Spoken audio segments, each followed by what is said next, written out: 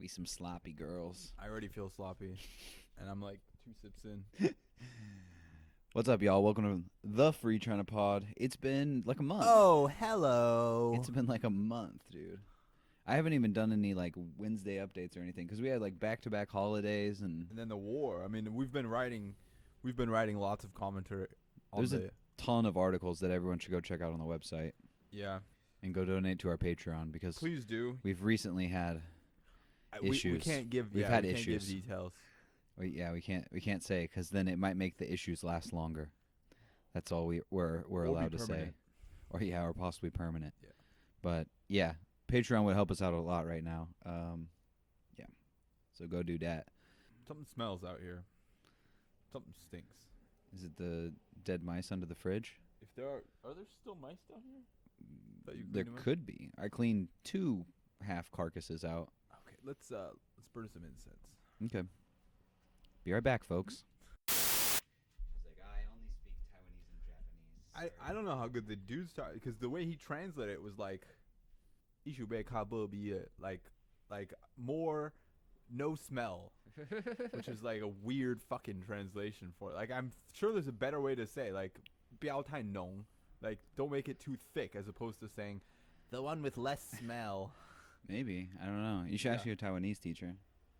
I asked Olivia, like, yo, san, like, friendly. I was like, how would you say that? She's like, we don't really say that. Interesting. I'm like, yeah, that's really interesting. Because I was talking to an old man the other day. There's this dog messing with Poppy. And you I were was like, control your mutt. Yeah, I was like, is your dog friendly? And he's like, what? And I'm like, friendly. He's like, I don't understand. You said this in Mandarin, of course. I said it in Mandarin, yeah. And he had no idea what I was saying. I felt really stupid. Just gotta ask him if he's very xiong. He just responded to me in Taiwanese. And he's like, no, he's just afraid of. I mean, he didn't understand what he was saying. Yeah. I asked him. I forget, man. It was like a half-assed conversation. Anyway, digression. Dog walking conversation. Dog walking conversation. The dude was like playing Pokemon Go, and his dog is an asshole. Let's just say that. He always like tries to attack Poppy for no reason. That is assholic behavior. So I can't disagree with you. Yeah, we were gonna record last week, but there was a temple celebration going on, and it was loud. Oh yeah, it was so loud because it was Tudi Gong's birthday.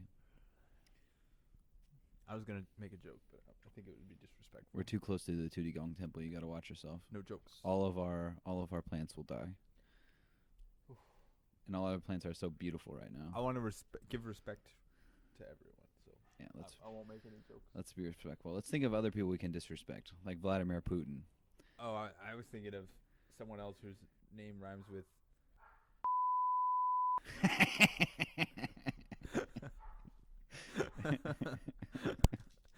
I can hear Poppy's pissed off. Yeah. He's like, you mentioned his He's name. like, why would you even say his name? That is disgusting. I'm gonna go keep him on my lap. All right. Let's have another hiatus. Hang on. 2 breaks in 2 minutes. Not a good look. All right, Poppy. And we're back. We're back, folks. What do you have to say about this, Poppy? I agree. That was hot. I agree, Poppy. Look how calm he is. Yeah, he's just looking around. He hasn't been out here for a while, I think. He just stays out front now. Yeah. Well, I mean, he's spoiled, man. I probably took him like 2 hours yesterday. I know that, boy. He loves walking. He loves running. He loves the ladies. I'm coming. He has a very interesting relationship with our neighbor dog, Xiaohu. Oh, yeah. They have an interesting interaction. Xiaohu's a little bit too old for him, and he wants to play and like get frisky, and she's just like... She's a little too tall for him, too. That doesn't seem to bother her. She just wants to like hang out and chill out, and he wants to... He's a playboy. Little playful boy. Yeah, he likes to play. Yeah, she's height doesn't matter. skittish. She's skittish. Not around him. Both of them get jumpy, though. They're both like clearly have been either repressed or abused, so they both get kind of jumping around when they get too close to each other. they seem to like each other's company a lot. Xiaohu, he'll try and play with her like until basically she plays so rough that she'll end up like yelping and like going back and hiding, and then I'll be like, okay, Poppy, leave her alone, and then she'll follow us Yeah.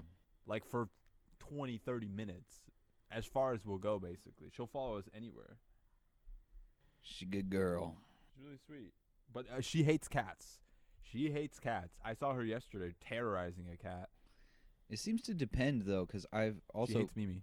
I know that. Oh, okay. Well, that's fair. She hates those indoor cats. She respects the street cats. Well, the other cat. I mean, the cat I saw her fighting with yesterday was a street cat. He was just sitting on a scooter. She was following us, and she just like spotted him, and she just started terrorizing him and barking at him. I've seen her do that, and I've seen her just like kind of ignore that, like look at them and like sniff at them, and then just walk away. So I don't know. I'm not saying she's a bad girl. I mean, they all have their preferences, right? Maybe she's just like not a fan of tabbies or something. She's a racist. You racist. So what's going on in the news, man? Well, Russia's pretty big. I want to get your thoughts. I know my thoughts. I'd like to hear what you have to say about this. But I know my thoughts as well. Okay, the biggest question about what part, I guess. Yeah, because we already know all the basics. I know you're not an uninformed psychopath, and you're not blaming NATO for this, like some psychopaths. It's a buildup of NATO forces around Russia. They forced their hand into this. Oh, I don't even want to get started in this. My biggest question, and I know literally nobody knows the answer to this. Do you think Ukraine can win based on like everything you've seen? I think yes, but what do you say? I also agree. Yeah, I think they could. I think it's gonna be tough, and it's not gonna be a pleasant victory.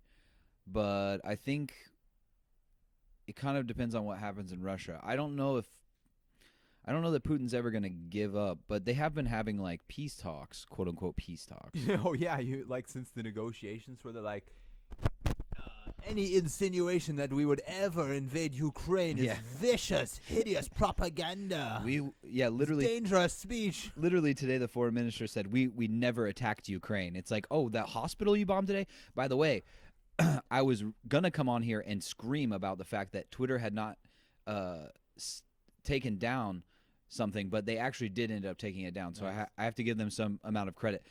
The Russian embassy, or I don't know, maybe the foreign ministry, one of their Twitter accounts was straight up lying about that bombing that they did on the maternity ward. RT's, and calls it allegations, and the Twitter took it down for violating the rules because it's straight up propaganda. They bombed a maternity ward and a hospital. It's like insane. But I mean, Russia has a lot of practice with this in places like Yemen, like Georgia. Yeah, and not to mention all the other places that they've literally occupied, Georgia and Crimea. I think as someone who I would say is extremely media literate, to glow a little bit. I mean, I like to read the international news and not like CNN. I mean, like I'll go to. Oh, you mean CNN World? Yeah, exactly.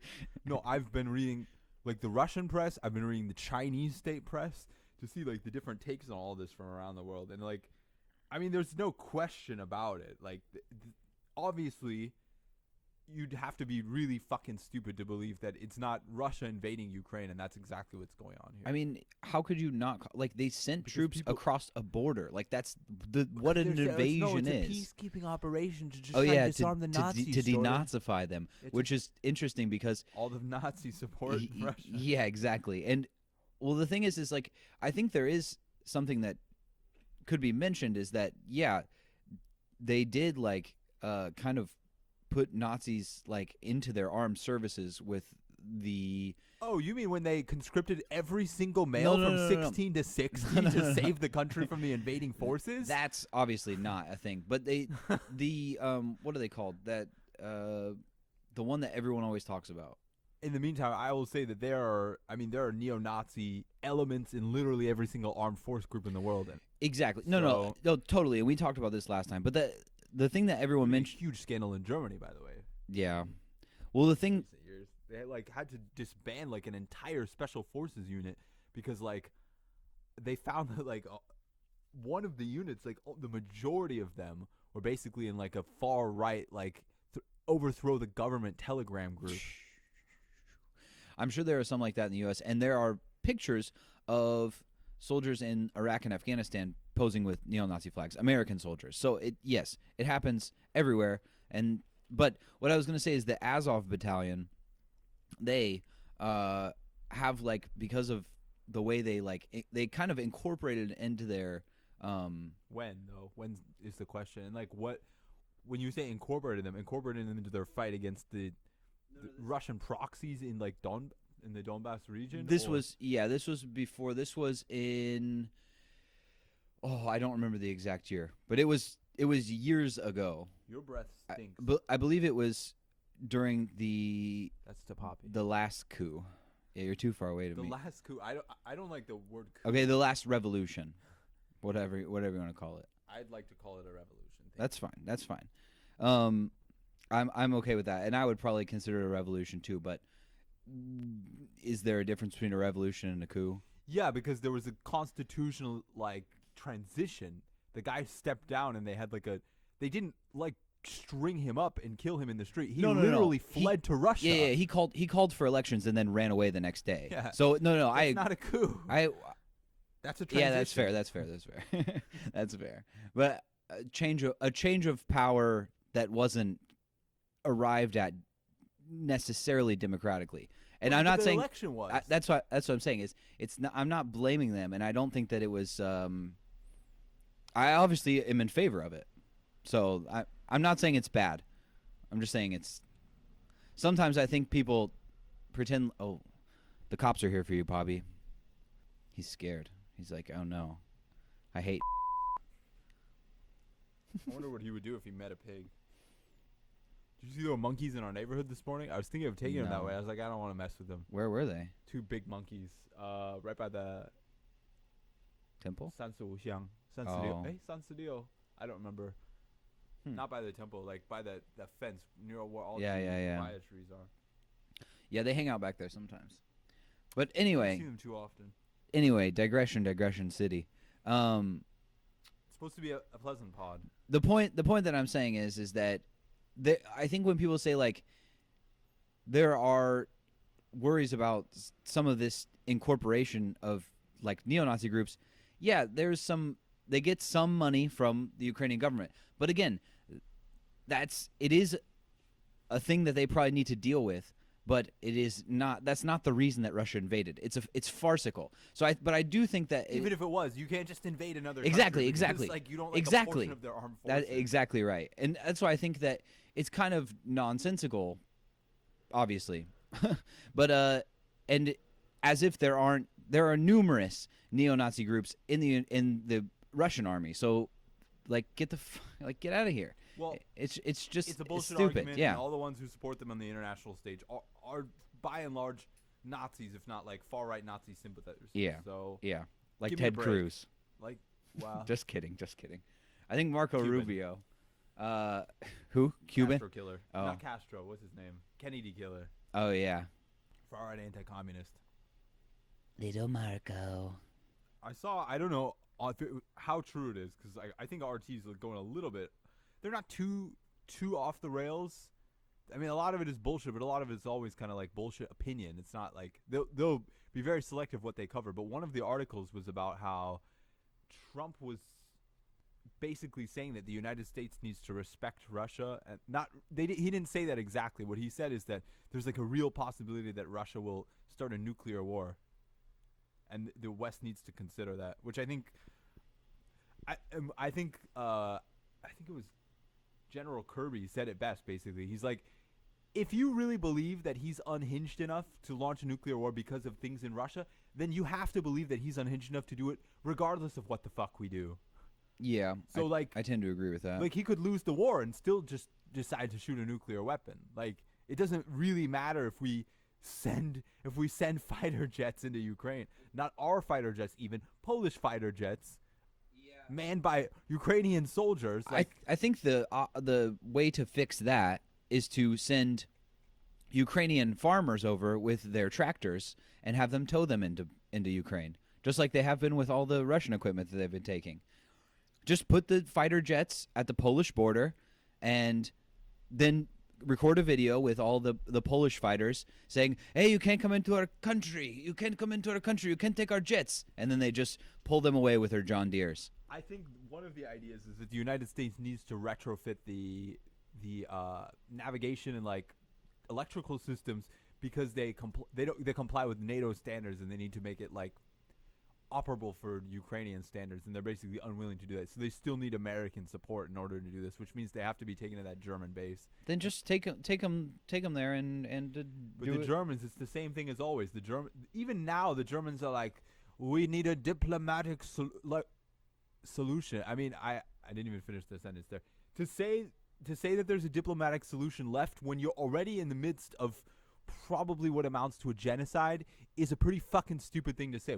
Explain to me what the diplomatic solution is. Ukraine gives them half their territory? Yeah, I think they should still be meeting diplomatically, but yeah, They should, but there's no diplomatic solution. Russia needs to pull the fuck out. You cannot just invade a country to get concessions. Like, that's the whole point of why we were offended by this. Right. So to say that there's a diplomatic solution to that, besides Russia pulling their fucking troops back and paying reparations. Yeah. And paying reparations, by the way, Putin fucking going and standing in front of the Hague for what he's done. Like, there's no diplomatic solution other than that, honestly. Like, it's going to end in war either way. Either they're going to win or they're going to lose. Like, there's no way out of this. If they pull back, it's going to have to be unilateral. Like, I do think it's also interesting that they're like drawing the line at fighter jets, because there's and I mean I understand that there is like a difference, like in terms of how people think about it, but all these countries have already been giving them javelins and giving them all kinds of like small arms and all kinds of stuff. And Kirby said that too. He's like, I don't know why this completely arbitrary line was drawn. It makes no sense. And almost everyone that I heard, almost every single expert, they don't have the same access to the intelligence, but I don't understand why that line was drawn either, and I don't agree with it.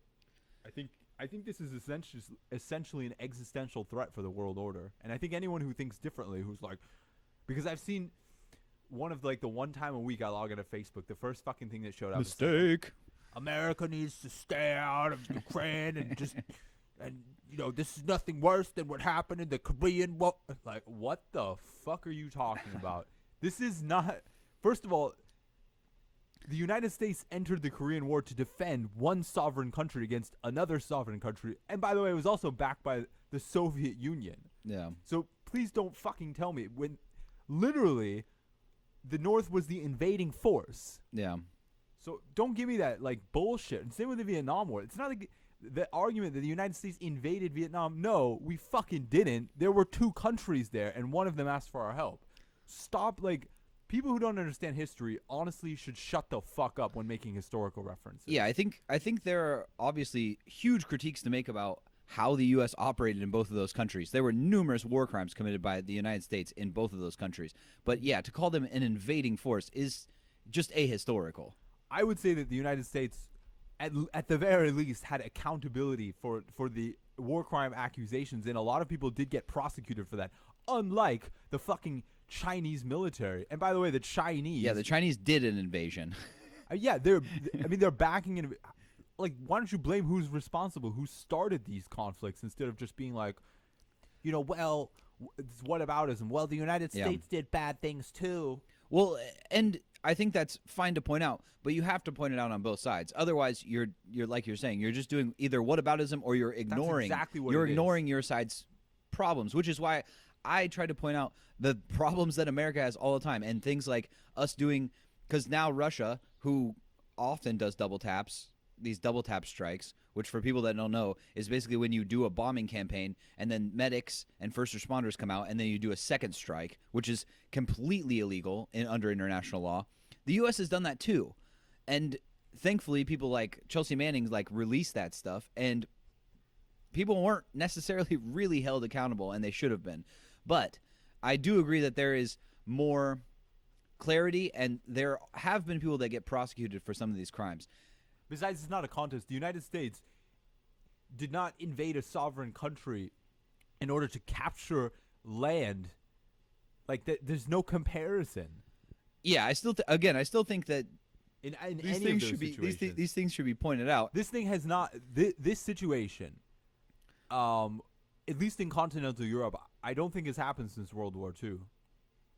It's happened in other places around the world, like the Korean War, for instance, where the North Koreans tried to capture land, or the Vietnam War, where the North Vietnamese also tried to capture land to try and seize more territory. But in Europe, I mean, this is especially close to NATO. This is pretty historic. And against the democracy, it's also like a real democracy, which South Korea or South Vietnam, neither of them were real democracies, let's be honest. It has not happened against a real democracy, I don't think, since World War II. I can't think of any cases. But listeners can call in if they know of any. Yeah, Prove us wrong. Give us your comments, folks. I do think that it is kind of.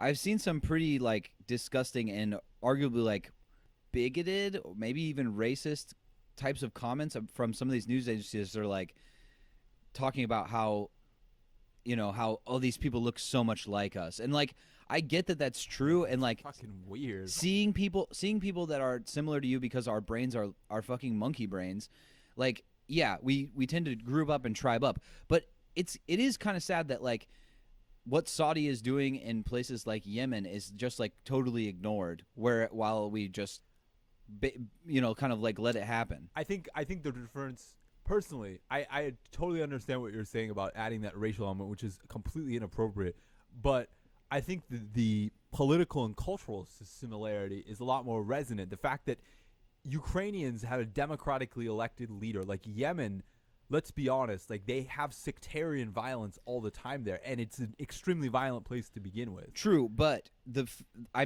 shouldn't the because this is another thing that people keep saying is that, oh, this is the first like war where we've had like cell phones, and that's just factually incorrect. They've been recording stuff in these places in the Middle East, and just we don't see it because the news doesn't play it all the time, 24/7.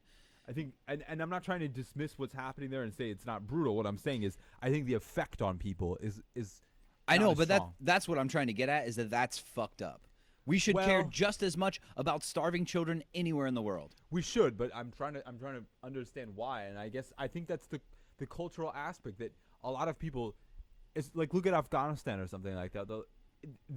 I think there's an element like you brought it on yourselves, that kind of thinking, that mindset. I'm not justifying it, but I feel like I think a place like Yemen that has huge sectarian violence, and basically, I mean, they have militias that like run the state there. It's not like that place. I shouldn't say the majority of the people are culpable, because of course they're not, but they're like the amount of systemic violence that controls the political system is. There's no parallel between that and Ukraine, which was essentially like a Western style democracy. For sure. I mean, I get that, but what I just hope that people think about that kind of stuff and take it to heart, because the pictures coming out of these places in the Middle East are fucking heart-wrenching. We should write more about that. We should share it. Yeah, because there are. That's what we can. I mean, just children fucking starving to death because of Saudi-led bombing campaigns, and now we're going to Saudi hat in fucking hand. Joe Biden just went to Saudi Arabia and said, please pump more oil for us, good dear master Mohammed bin Salman, who killed a fucking U.S. journalist. And Mohammed and he said no. He said no. After we spent hundreds of billions of dollars a year sending them fucking weapons. Get the fuck out of here. We should never do business with them again. I agree. But Biden should go to him and say, okay, well, we're done. Guess what? We're nationalizing our oil companies, and we'll just extract the oil ourselves. I wish. Well, yeah, that's another thing, is that we need to fucking nationalize these oil companies. It's fucking disgusting. I see Republicans go on the air every night, talk about, this is a national security issue, like, oh, it's so bad, like, we need to be like pumping more oil ourselves because this is national security. That's the line that they keep doing. If it's such a fucking national security concern, let's do what we did in World War II and fucking nationalize some of these industries. I think they're just bullshit arguments. Realistically, of course we they have are. So much oil supply. The reason that prices have gone up in the United States is because it's a global system, not because we don't have enough in the United States, but because other countries fucking want the oil too. Well, most of what we extract, we send abroad, partially because our refinement systems are not really set to refine a lot of the oil that we have, the kind of oil that we extract. I know nothing about this. I'll wait for Ben to come. Yeah, we should have Ben on soon so he can talk more about it. But that from The fractional elements, you guys don't understand. the other thing is this is a perfect time to be switching to like a sustainable energy sources inside the United States. I mean, I agree with you. I've been very frustrated listening to the economists talk about this, being like, this is not the time to talk about these things. We just need to pump more oil as quickly as possible so that we don't sanction the Russians anyways. Yeah, again, we can't fucking refine it. And yeah, if you're gonna just not sanction the Russians, then just give up and say, yeah, just take whatever territory you want, and we're cucks now. Sorry, we're the United Cucks of America. They just use this as an excuse to get everything they always wanted, which is more fucking oil and more like liberalization of markets, and nobody gets punished for any bad deeds as long as everyone keeps fucking making money. Tangentially to that, I also think it's very funny that now all the stories about Venezuela are increasingly positive. That's pretty weird. That was also in RT today, by the way. They're like, America seeks its, I forget what the word they used. Their whatever, the country that they were attacking for so long, like rhetorically, and now they're like begging them to pump more. They were, and it was nonsense. It is fucking sad. We should keep all the sanctions. Fuck Venezuela. No, I disagree. I think fuck Maduro, man. I think a dictatorship. I think no. I think we should that cut I off agree all with. dictatorships. Honestly, I could agree with. I'm not saying we need to like suspend them all from SWIFT, but they all need to be sanctioned. We can't have like a double standard where like Saudi good, Venezuela bad. Like what the fuck? Because one has oil and the other doesn't? No. Well, both of those have oil. Keep going. Whatever. Sorry. I mean, this is just an example. Yeah. Of course, I know that. If you're a democracy and you like play by the rules and you respect the international world system, then by all means, if you're going to institute coups and kill protesters on the streets and stick middle fingers up at us in the United Nations every time there's a vote, then fuck you. I mean, I tend to agree with that, but I do think that there was a lot of the U.S. went after Venezuela first in a lot of ways. Venezuela, the United States and Venezuela have had problems for 20 years, and I don't think like I agree there's like weird issues between us, but I think they're a lot more deep seated than like the media or anything like this. I think the fundamental it wasn't issue just is it's basically a Putin style one man dictatorship that's fucking hates the West and hates the idea of democracy. Yeah, I mean, the thing is, a lot of these things go back quite far, and it's not just because they like hate democracy. Some of it is they. It's he. Just like with Russia. This is not they. We also tried to under Trump try to do like a weird coup in their country. I researched that. There's no evidence that Trump was or the administration was involved in any real way. So no. I'm not even talking about that. Just recognizing another leader out of nowhere. That's nonsensical and it's idiotic, and it definitely doesn't do anything to improve relations or make them want to do any sort of like democratization. It's weird, but Trump was a weird man. Well, he was. No, and he's a bastard, and he's also undemocratic himself. But that's what I'm saying is we need to have in countries like Venezuela that are not invading their neighbors. Yeah, they're doing terrible things. We do need to have. That is where I think diplomacy and carrot and stick both approaches work. And I agree with you. If they're doing things like they're basically like Myanmar, I mean, or Thailand, they're dictatorships. Yeah, but Myanmar is currently bombing its own citizens. Venezuela, the number of people that got killed by the government in the past 2 years in Venezuela is almost the same as Myanmar. Actually. I would have to look at the numbers Google on that. Google it. Okay. Myanmar right now, the death count is about 1,500, the official death count. Like the accepted death count. How many people died in Venezuelan prisons or died in the protests? In Myanmar, like right now, they're doing bombing campaigns on their own citizens. So I assume that it's much higher. But again, I'll check. The numbers that I saw recently were about 1,300 a few weeks ago. Did you get a number? If not, it's okay. I'll just say I won, and we'll just move on. Most of these numbers are from last year. Yeah, that's when the main bunch of protests. Well, in Myanmar, they're still. I'm talking about these numbers I'm looking at for Myanmar. Oh. This is from February 20th, 2019. Myanmar? No, this is Venezuela. Let's just say I'm right. Just move on. There's nothing from recently. It's all from 2019. Okay, so what are the numbers from 2019? 50. 50? Yeah, 40 Venezuelans have been killed in recent protests. A whole bunch of them got arrested and basically went to the Venezuelan prisons, which are a rights group says 43 killed in a recent round of protests. Let's just round it up to 1,000. Okay, well, the number of Myanmar soldiers in the junta alone is like 1,300 based on estimates from last year, and civilians 1,000, more than 1,000 is what they're saying. Yeah, that's the numbers that I saw. Which is pretty So consistent. I think there's quite a difference between what's happening in Venezuela and Myanmar. I would say there's a difference in terms of the scale, but I think it's essentially the same. I'm not defending them at all. Obviously, I think yeah. And if you add in things like citizens being starved, again, some of that's due to. I'm like, not arguing to that. I'm just saying the but- fact that there were people protesting in the streets and they just sent soldiers to kill them. That's exactly what happened in Myanmar. They've had Yeah. ethnic conflicts in Myanmar, which allowed them to get their kill count a lot higher. But they're also they're also bombing. Bombing is very different than shooting protesters. I would say bombing it's almost less personal. Like if you send It's less personal, but it's more violent.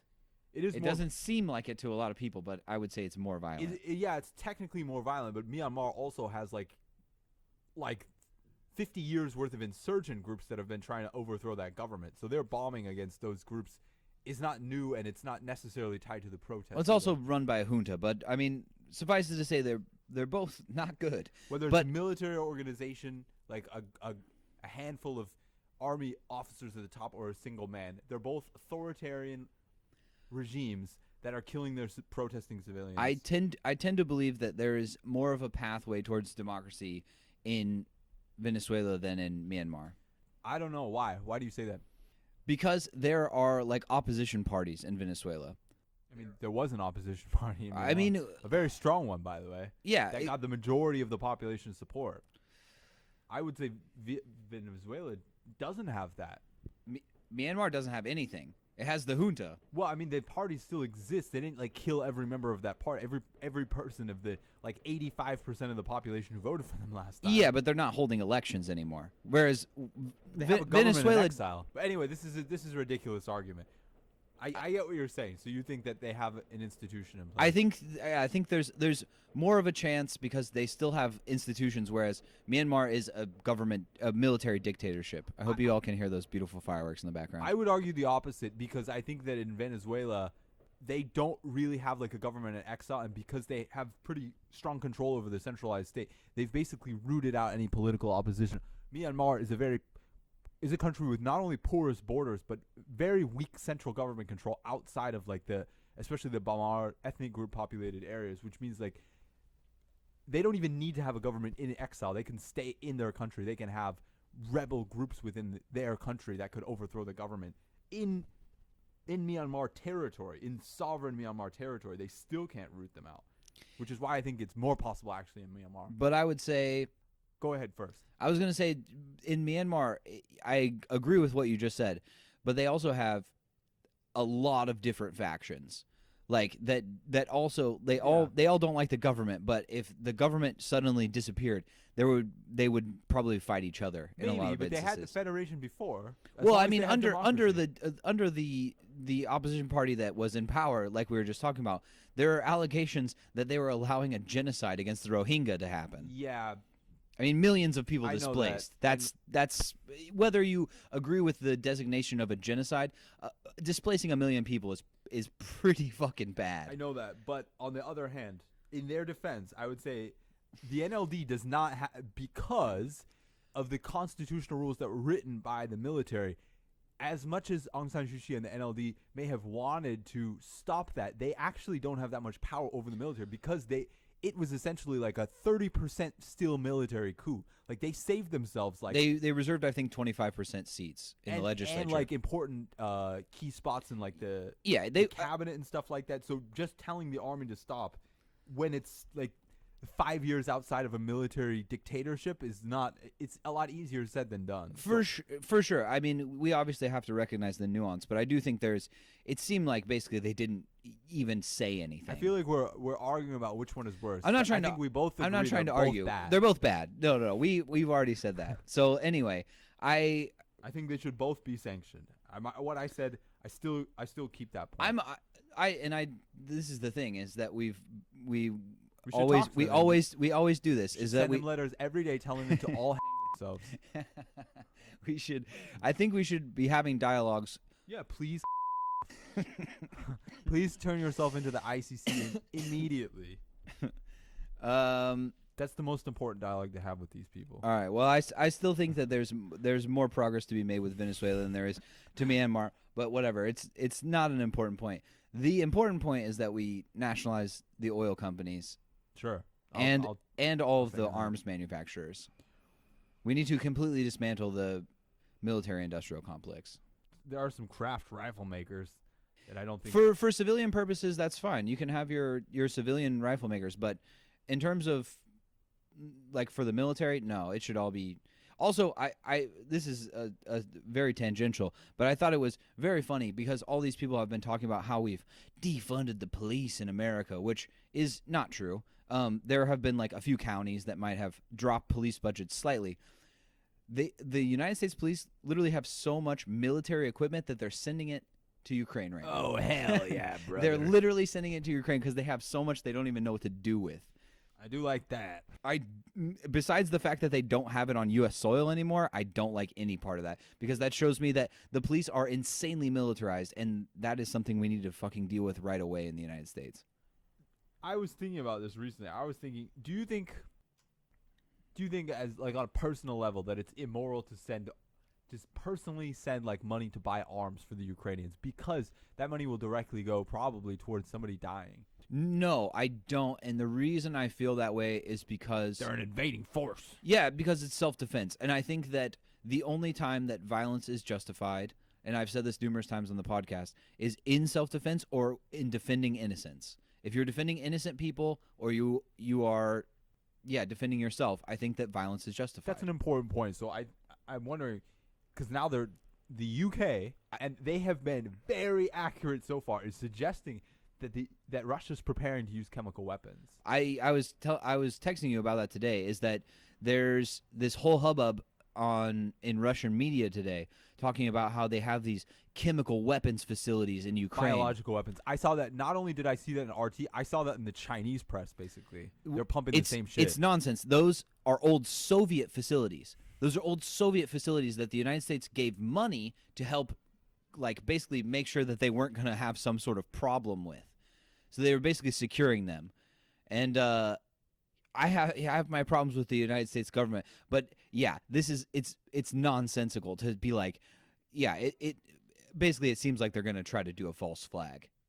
And that really worries me because it wouldn't surprise me at all if they did. So if they – I'm sure you follow the majority opinion, which is essentially that it's too dangerous for NATO to directly intervene. But in the case of what is essentially now a genocide, if that were to take place, would NATO or would neighboring countries have a responsibility to intervene to protect civilians if there were chemical weapons attacks? In that case, I would probably say that might switch me over to be in favor of a no-fly zone because currently I'm not really in favor of a no-fly zone. They don't even need a no-fly zone. I mean, because I don't know if that would help because most of the city destruction right now has been through shelling. It's been through like on-the-ground mortars right now. So they keep talking about that, but I know, and it's interesting to see that the majority of people think that Biden is too weak and that we should impose a no-fly zone. But I think that that is an yes. I haven't seen that. The last poll I saw was 60-something%, I believe, of Americans.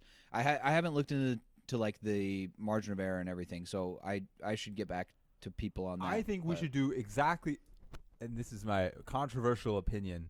My controversial opinion.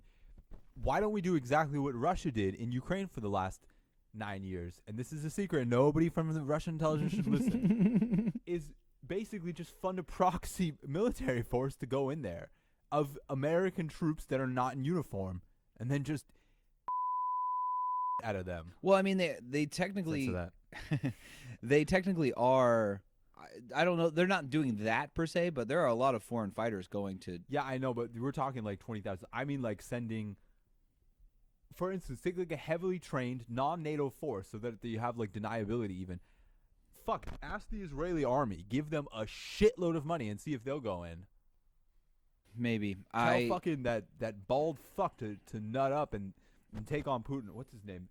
Naftali Bennett. The Israelis have a really complex, weird, strange relationship with Russia, to say the least, and they need to fucking stand up, like, because they abstained actually in that vote of whether Russia needs to cease hostilities immediately. I think it's because Naftali Bennett is a psychopath and thinks that he's going to be the one to negotiate peace, as if the fucking Israeli with a 9 million person population.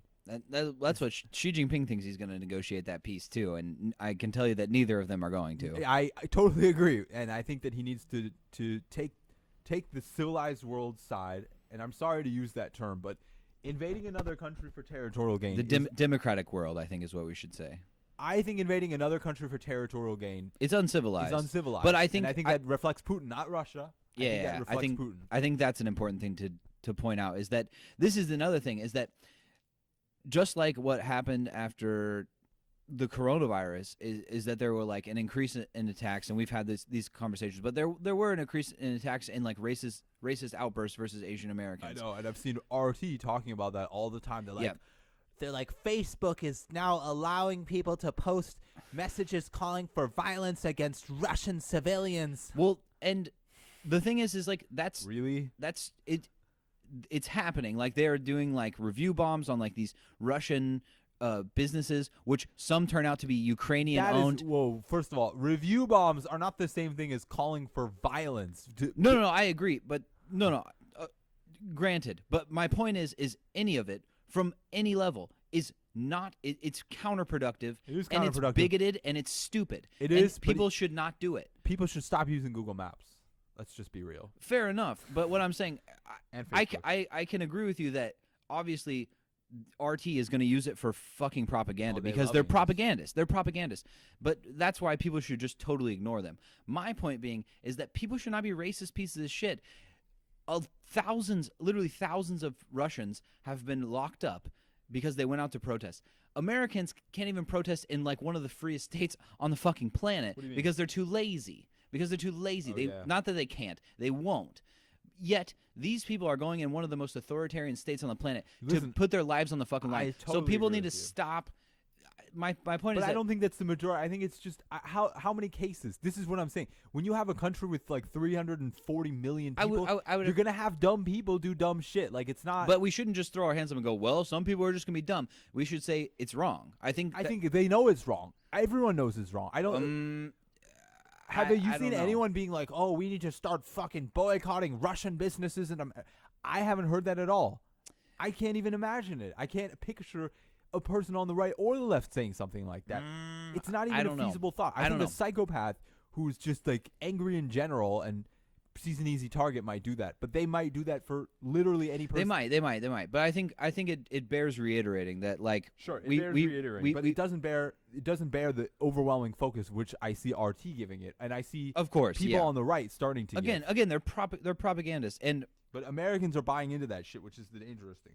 Are they? Just like the left was buying into this anti-Chinese shit, which was mostly fucking pushed by Chinese propaganda on fucking Twitter, because Twitter allows authoritarian state media to propagate on its networks. I mean, the thing is that regardless, it went up, and so the fact that it's increasing shows that there's something happening. People are getting some sort of weird information, and you know what? And they're turning it against average people, which it should never be turned against. Leftists scolding people is not going to stop like the psychopath drunk people doing that on the street. Honestly, hopefully, okay, that I can agree with. People are going to make stupid decisions if they're like inebriated or if they're like a psychotic bigot, and the right is scolding people on the other side. For some people that are doing these smaller things, these like smaller versions of these bigoted things, hopefully it will start a conversation between people like, and I don't mean a conversation on Facebook, I mean a conversation in person, where they'll talk with their friends who say something like, "Oh, I'm not fucking going to eat at that Russian bakery anymore." It's like then maybe they think about talking to their friend. That's all I'm saying. I get what you're saying, but I wish it wasn't a conversation to begin with, because I think it reiterates the thing that I've hated for a long time, which is this racial essentialism, that everything is about race, and this is race obsession in America. It's like, first of all, is Russian a race? Like, you keep saying this. I'm not saying you. I know. But like this discourse construct, for fuck's sake, that first it was for a long time the Russians were saying that they're like the same Slavic race as everyone else, and now no, they're a separate ethnicity when it's convenient for them that they're being targeted. Like, stop making it essentialist, and like even Russian citizens shouldn't be targeted. It's not. You should be targeting Putin, and I think the fact that we have to have this conversation is embarrassing and fruitless, and it reminds people about this racial essentialism. I think if we don't have these conversations, it might help people forget and start thinking about nationality and the leaders who get us into these conflicts in the first place, instead of blaming people because of these socially constructed races that don't even exist in the first But place. that's not about race. It's about being like Russian. It's about being from Russia. It's about being it's a national identity. I don't think it's because of a race.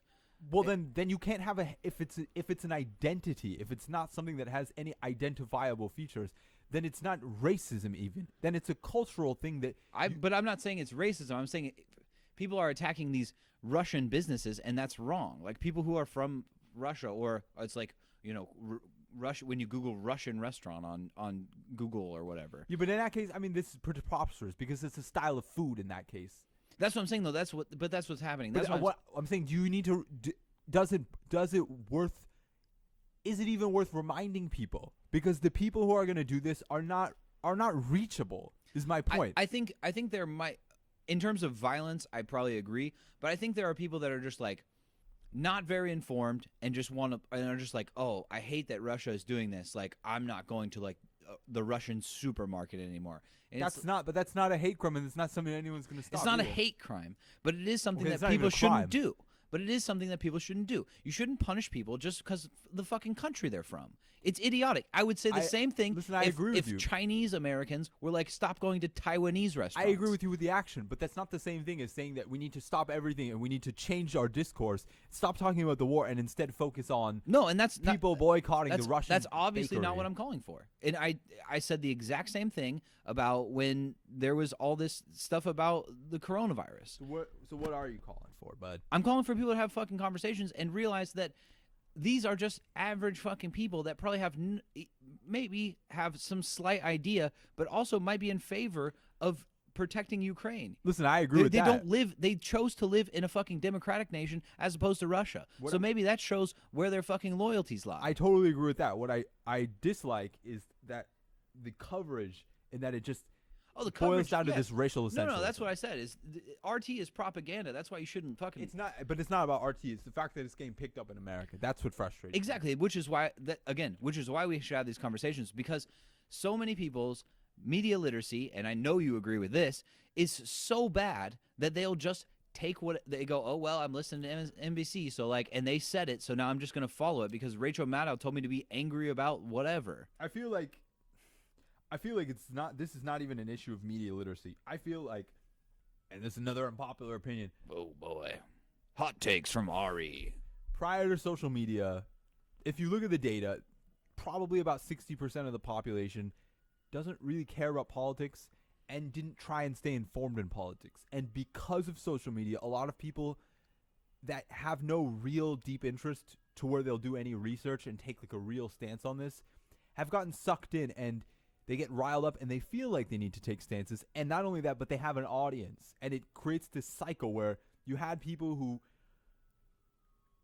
have no interest in getting informed and making real stances, just getting into like a basically socialized politics where it's just a social interaction. It's not about a real core set of beliefs. Yeah. And I don't know if that helps anybody, honestly. And I don't know if it really affects like the actual political status quo either, because I don't know how many of these people end up going out and voting. Right. Or I'm only talking I totally agree with everything you just said. I think that's right. I think that's most of the discourse on social media. But that's why I think that people should fucking unplug unplug and have real fucking conversations. I agree with that. And we should send all Ban the tech social media. tech CEOs Guantanamo 2020. to. Yeah. Yeah. I think people should largely I have real conversations. I use social media quite a bit, but I have one, stopped using it as much as I used to, and two, I have like gotten myself into like not checking my mentions, not checking my likes, not checking my replies. Yeah, you just blanket post. I just post all the time. I just post, and litter the internet. I interact with people that I want to, and I really don't post that much. I follow more than I do. Oh, here's the truck. I probably should have brought this out. Oh well, it's okay. We can take it out tomorrow. Can we, Poppy? Poppy's like, I don't know about that song. I think we should start having more on the ground conversations, even if you can't like have face-to-face conversations all the time, get in very, very small groups. Like our group with reporter Ben. That is a good group where we have like discussions and sometimes disagreements, and we just like inform each other about the stuff that we see. I love having disagreements because it gives me the chance to challenge my own views and sometimes, very rarely, just kidding, sometimes learn something new. Usually I'm the one doing the teaching, but sometimes the students teach you. I'm just kidding. Nobody knows everything. We've all got lots to learn, and there's also different ways of thinking about things and approaching them. So I totally agree. I second everything you just said. Well, yeah. Not everything. Everything you just said just now. Everything that I ever have said, Except Ari Venezuela. cosigns. No, Ari no. cosigns everything I say. And that's why I like to take this opportunity to say that the real problem is... Just kidding. All right, you got anything else to say about Russia? No, I want to talk about South Korea because you Let's go. pointed out something that I hadn't heard about, which was his stances on like claiming sexual assaults. I've been to South Korea a couple times, but I've never. Yeah, I've been once. You've, I think, gotten deeper in the culture and you saw a bit more than I did. I was just kind of like being real touristy. Yeah, I went to a Korean wedding and stayed like, I got very. Maybe don't say this. I went to a Korean barbecue and I saw a lot of misogyny. Yeah, I saw a lot of misogyny, and it's very anecdotal. It was one group of people. But I saw the two Korean men that were at that house. Both did really misogynistic shit. Can you tell the audience what you saw? Well, I got to be a little bit vague, but one of the Korean men that I was there, his wedding was to a Taiwanese woman who has since fled Korea because he was abusive and left her baby behind. has basically kidnapped her child. Yeah, she did leave her baby behind because she kept trying to take it out, and there are apparently like laws there that dictate like the woman is not allowed to, especially if it's a foreign-born woman, not allowed to take out the child. I would have to look into exactly the laws. I don't know. I haven't read a lot. I'm not a Korean lawyer, but the other thing is that the husband's family apparently kind of runs the life of the wife, and there was domestic violence, and she tried numerous times to be like, her dad is sick, and she was like, I want to take my baby to see the dad, and they wouldn't let her do it. And so she came back, and she was planning to go back to Korea, and then she just didn't go back, as far as I know. The other one was there was a female from Macau, and then a Korean man, and he was like actively cheating on his girlfriend with her. And like lying to the Macau girl about it, so that was kind of fucked up too. So anyway, those points are anecdotal, obviously. So there are some issues. Hashtag not all Korean men. Yeah. I don't want to like. I'm not trying to blanket statement everyone, but there's some gender issues. There's definitely a very big problem. They have like one of the biggest gender pay gaps. It's like 30%. They have like a 30% gender pay gap, which is really bad, especially for like a quote-unquote developed country. So what you were saying was that the president was, because he is from the conservative party, now he's in the conservative party. As far as I know, he was handpicked by Moon, the former Democratic party. Yeah. What's the other one? People's Power Party, and then the Democratic Party. Yeah, it was handpicked by them, and then they had like a falling out. But anyways, that he would kind of take harsher stances on women reporting sex crimes and stuff like that. I was a little bit excited because it's difficult for me because I think the Korean issues I understand a very tiny bit, and I think that this is for Koreans to kind of decide here, but I feel that Moon has done it. Moon and Donald Trump didn't accomplish very much for all of the rapprochement they did with like North Korea. They have literally negative results to show for it. Like North Korea is stockpiled more nuclear weapons and has tested a lot more ballistic ICBMs, and they haven't made any progress at all for all the peace. So I was actually excited that the Conservative Party had won because I don't think that you can give Kim any breaks, honestly, and I think that they need to crack down, especially on the cheating that's going on the Chinese side of the border. Well, he was doing missile tests during the election as well. Yeah, and I think that influenced it. He was just like begging them. Because he knows they can't do anything. Now that they have nuclear weapons, I mean, nobody can invade the North, which is what they were afraid of for so long. Right, and I wonder if that's I don't know. I also wonder which Kim would rather have. I don't think it matters. I think from a moral perspective, just personally, I still don't think we need to benefit any authoritarian regime by allowing them to participate in our like ordered world system. Basically, we shouldn't trade with them.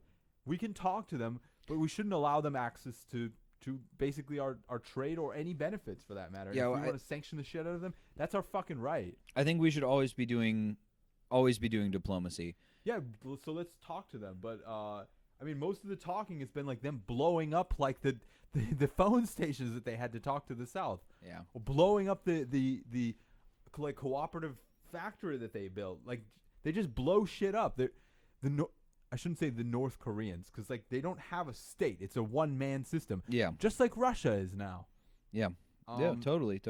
So why even have a detente with them? I don't understand. I mean I get the idea, but I think that Kissinger proved that detente gives us fucking nothing.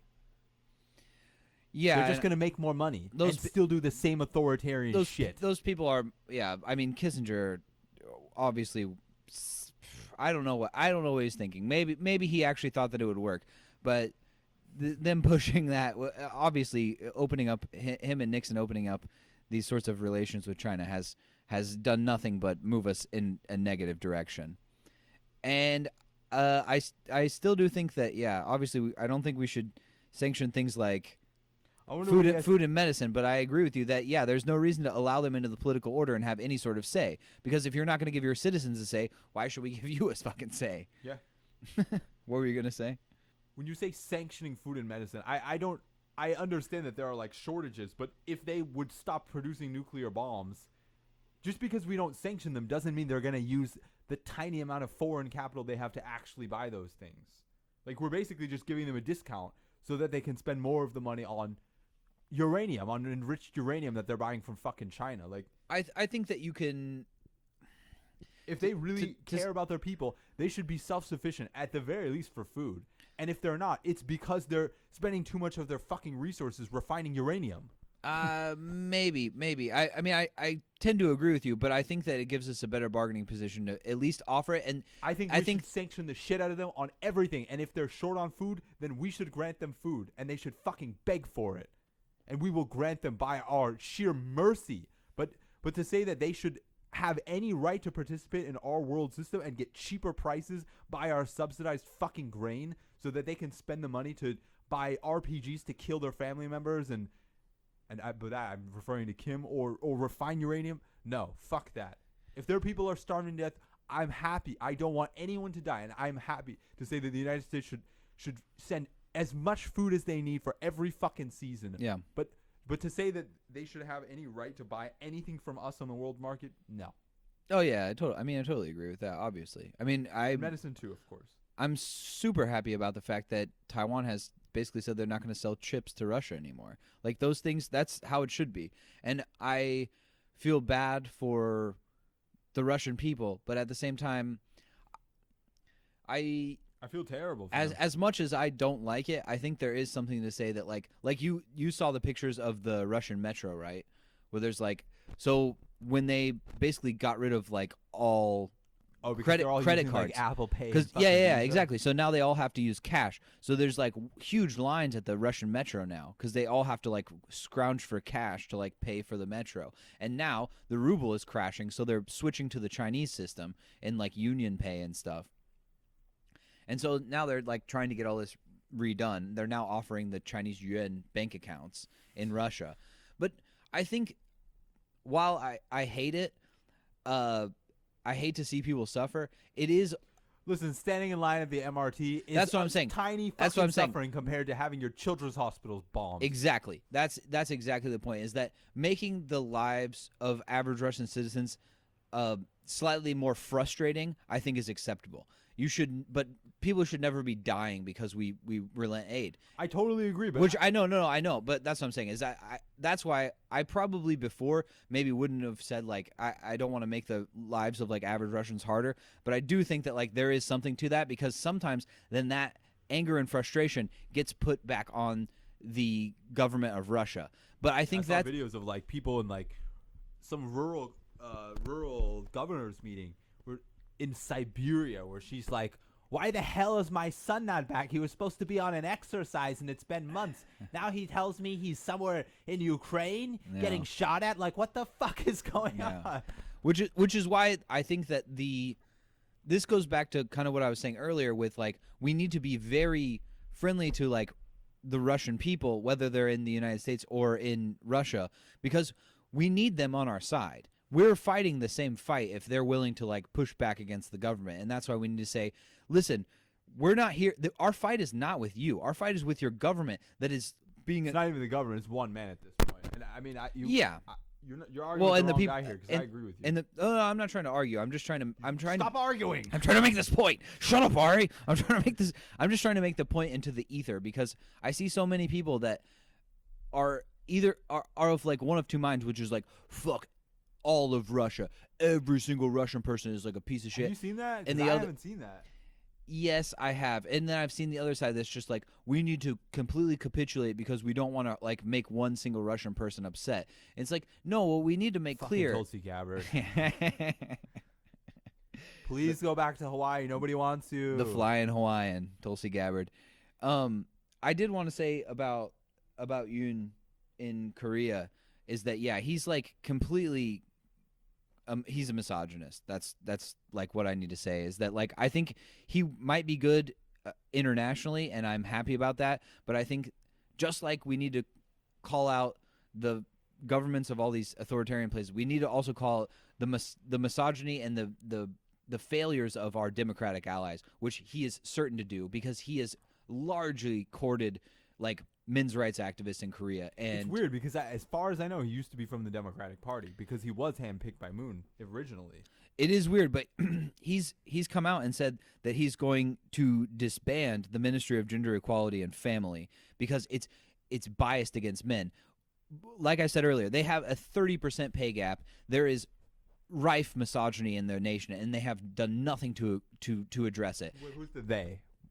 Because you're laying a lot of claims. It seems like the Korean government in general. Who? I don't mean everyone. I don't mean everyone in the South Korean government. I'm sure there are people fighting for it. But that would be Moon's party. That would be even the left. Yeah, maybe. Yeah, he didn't. He obviously didn't deal with it.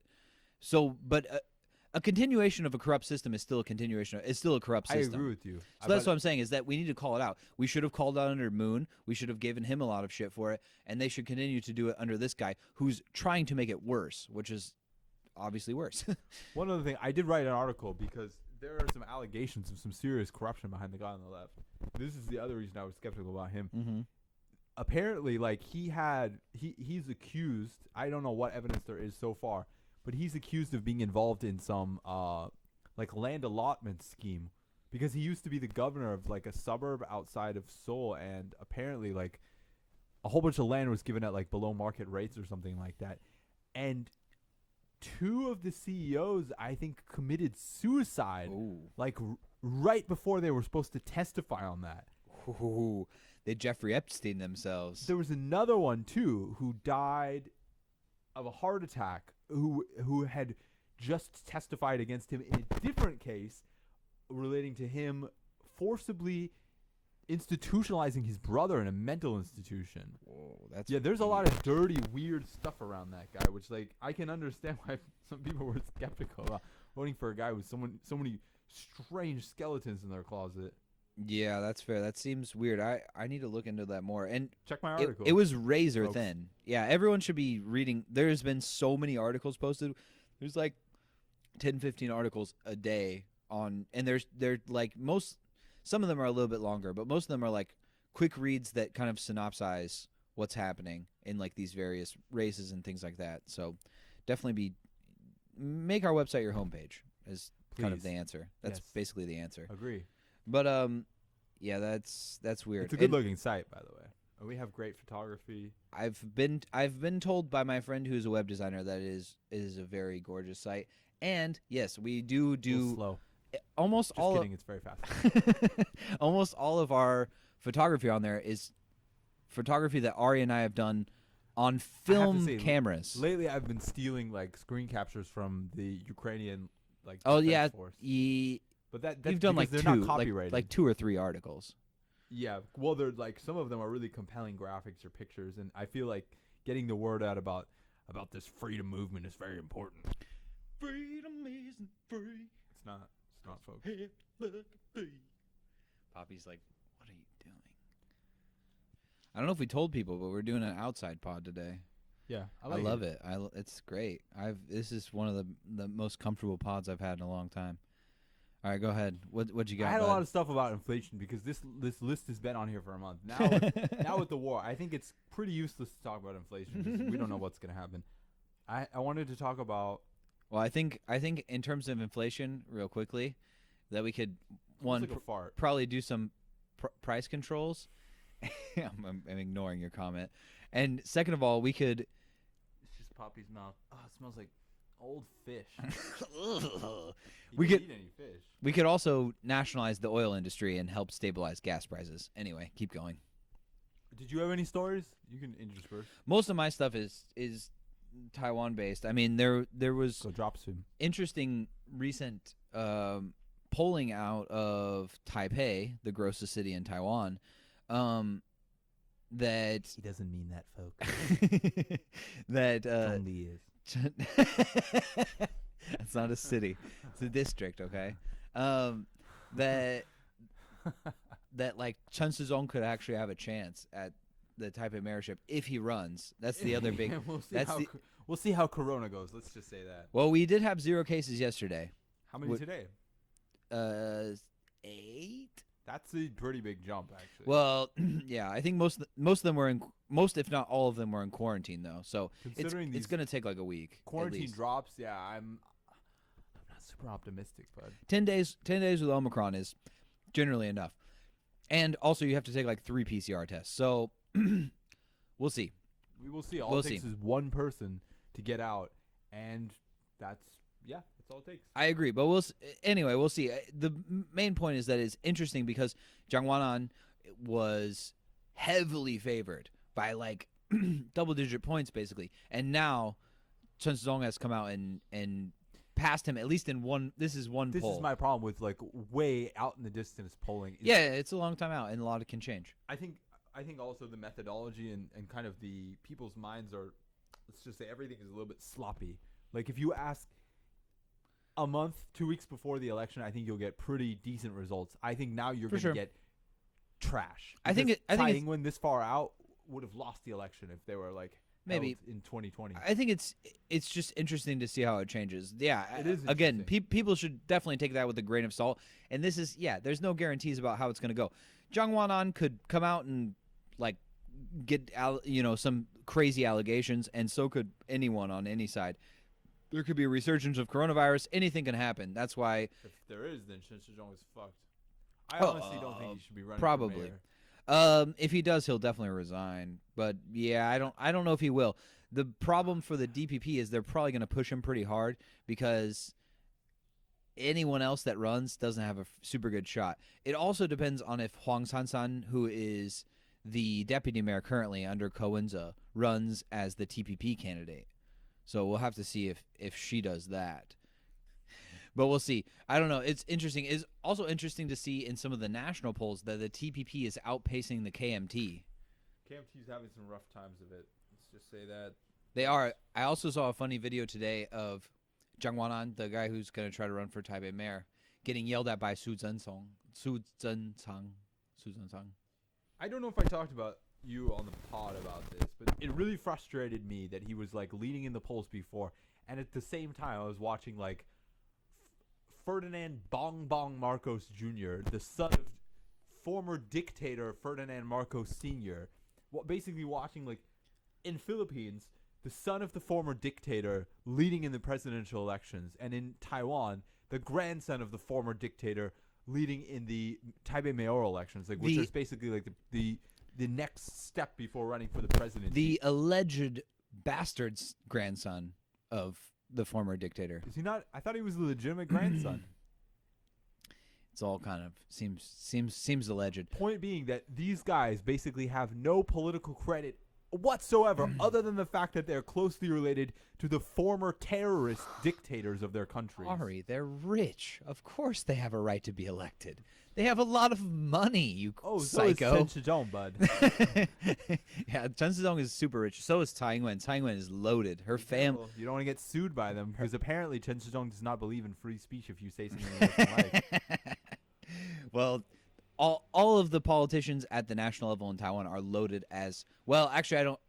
If you go down to Define the term loaded. if you go down to legislators, I don't know. But in terms of Chen Shizhong, Tsai Ing-wen, all of them and their families have millions and millions of NT dollars.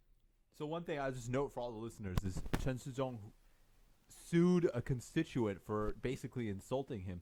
Apparently in Taiwan, which I didn't know this before. Huh? I'm gonna light more incense. Oh, I thought there was one still burning.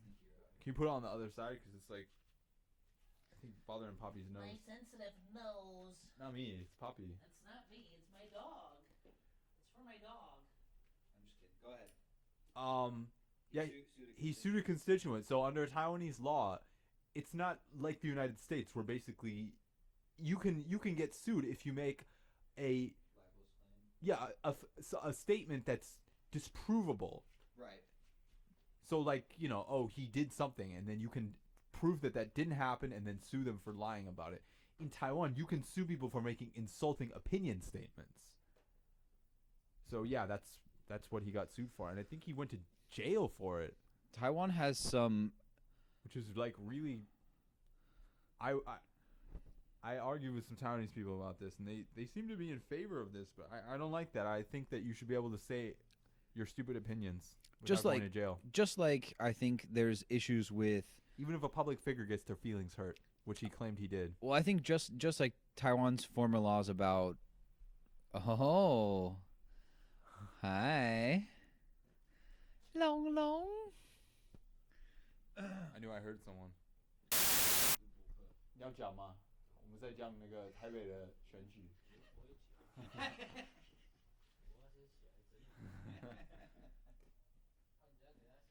好，See you, man. See you, man. I forgot what I was saying. Oh, I think similar to the law that just got rescinded. Oh, wow. Similar to the law that just got rescinded about cheating on your spouse, which used to carry a jail sentence. I think Taiwan has a few backwards laws, and I think freedom of speech is one of those. The fact that you can literally be sued for swearing at someone is not cool. I mean, I don't think you should swear at people, but if someone cuts you off in traffic and you say, like, whatever, fuck your mother, and you get sued for thousands of dollars, I think that's kind of messed up. Agreed. Yeah, I think it's silly. And yeah, you shouldn't be sued for something that is some sort of insult. You should be able to insult people. As much as I think we should try to be nicer to each other, I don't think we should put it up to the legislative system, because rich people are going to win that case every time because they can hire That's the exact point lawyers. I made. Is that, like, basically if you're rich and you can pay the fine and you can take a few days off of work, then you can do whatever you want. And if you're poor, then you're fucked. Yeah. You could your life could literally be ruined if you're like an average worker. You can't show up the to. fine was tiny, but the jail time was like. Well, that's that in and of itself. If there was any jail time, that's insane. And second of all, your livelihood could be destroyed, especially if you face jail time. But even not, if you need to show up for court and you don't get the day off, and then you lose your job, then your family is like destitute. That's fucked, man. That's I honestly think also the fact that it's one thing if you're like, oh, like he insulted me in front of my friends and he destroyed my reputation as like a regular nobody, like Joe Plumber. Yeah, maybe like you don't deserve to have that happen. But if you are a national politician, a public figure, You literally have, like, in Taiwan, 23 million people that know your name and are talking about you. To think that your reputation is going to be damaged by the way, this was not like he just yelled at him at a press conference. This was a fucking Facebook post. Okay, yeah. If you the CECC, the whatever it is, the Central Epidemic Control Center chief, in charge of the lives of 23 million people, the Minister of Health and Welfare, yeah, have such thin skin that that your reputation will be damaged by a fucking Facebook post, you should step down, my friend. Yeah, that's kind of sad. Grow the fuck up. And if you think you're going to be mayor, if you think you're going to be the mayor of this hard town, you got nothing coming. Well, I mean, Taipei is filled with Tianlongren, so maybe that's fitting that a rich man with thin skin would be the mayor. Yeah, that a man who sues his constituent for a mean Facebook post would run against the grandson of a dictator. It is perfect for Taipei. I do have to say that I largely do support the job that Chen Shizong has done at the CEC head, because he's gotten us away from the edge of disaster. That's great. I'm gonna do some whataboutism and say, go ahead, do it, Ari. Say, okay, he's done a lot of great things. That doesn't mean that we should just forget about the really shitty things. No, we shouldn't, now. and that's why I think that's why I talked about it. That's why I didn't shut you down for your libelous speech. Ari gets shut down by Jordan Peterson. Ari owned by Jordan Peterson. Actually, Ari, I think that wait, where's my? I gotta do my Jordan Peterson voice. Actually, Ari, I think that what you need to do is shut up, because actually Chen Shizong has been our hero here in the Taiwan region. I think he's actually done a very good job. He's gotten us, after he let cases leak from the airport, he did get us back down to 0 2 times. Not once, twice, Ari. The reason that at first I was going to say Jordan Peterson would never take the side of an anti-COVID person, but once I knew you proudly mentioned the fact that he let those cases leak from the airport, I knew it was real. I think Jordan Peterson would love it. I think Peterson and what's his name? Ben Shabibo would also like to have a word with you. Actually, Ari, what you don't understand is that actually Chen Shizong would have done a very good job, and he's actually done a very good job. But apparently, you're not paying attention because you're just a little snowflake that gets offended by everything, and that's why you want to sue everyone, like Chen Shizong. I wonder what would happen if we actually had him on a podcast. Chen Shizong or Ben Shapiro? Ben Shapiro. How it would go? Shabibo would get very upset. He would get triggered because I would talk about. There's no reason for me to be here. Talking to you guys is just a waste of my life. You're Ben Shabibo. We're like, have another beer, dork. You sound like. Take off your yarmulke. Okay. Oh my god. Well, this entire little portion is going to have to be censored. Well, no. The only reason that I call him that is because he seems to think that he can dictate who is a Jew and who is not, because he keeps talking about how so many of America's Jews are not Jewish. And as a person who is not Jewish myself, I would never comment on whose religion is what and who's a true anything besides a Christian, because my dad was a pastor Jews for like 20 years. years. Very exclusionary, and they love telling people who they think are and aren't members of their little exclusionary tribe. That's why it's so cultish at the upper edges, especially. And I think it's disgusting. We need a reformation too. I mean, we've had a reformation, but we need a non-rabbinic reformation. I think it's also a little. It's interesting how much he talks about performative politics, and yet he like wears his yarmulke all the time. But I don't know. I don't understand. I'm not like a Jewish expert, so I don't know how strange that is. But all of the Jews I know only wear their yarmulkes for like celebrations. A conservative person might wear it a lot, but the real thing to check for is if he has his tassels on the side. He might wear it under his clothes, because he certainly doesn't have like the sideburns. Well, that's tricky. I mean, all of these things are tricky because they're all like interpretations based on a 2,500-year-old book in a revived language that it's hard to say whether we understand all of the literal meanings the same as people did 2,500 years ago. Well, it's also how much do you literally take a text that is probably largely I mean, it's the word of God, Jordan. So be careful what you say. well, but does God not speak in metaphors, Ari? I think he does, and that's what gets my faith through all the passages about slavery and genocide. Yeah, that's the thing. I I don't know. I view it largely as a and this is me speaking about the Bible. I haven't read the Torah, and I definitely The Torah is in the Bible. I definitely haven't read it in Hebrew. Aren't there a few books that are different though? I have no idea. I've never read the New Testament. The New Testament is, I don't know. I mean, Jesus seems pretty chill. Like he chased the money changers out of the temple. I like The that first story. 5 books. I mean, the Old Testament.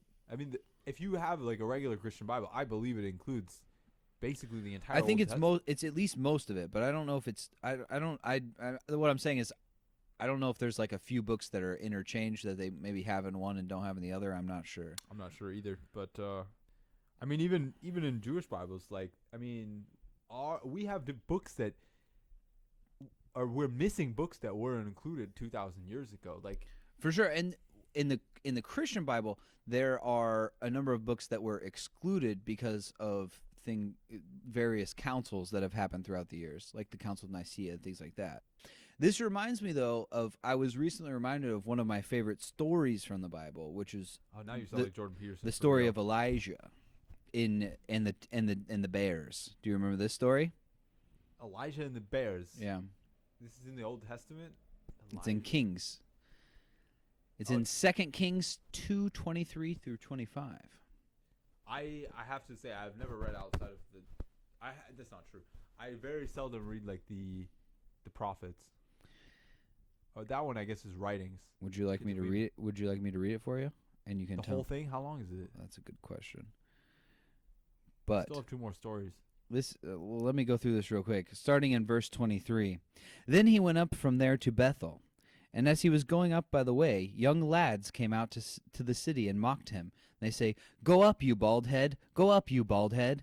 When he looked behind him and saw them, he cursed them in the name of the Lord. Then 2 female bears came out of the woods and tore the 42 lads to their number. 42. And then he went to Mount Carmel, and from there he returned to Samaria.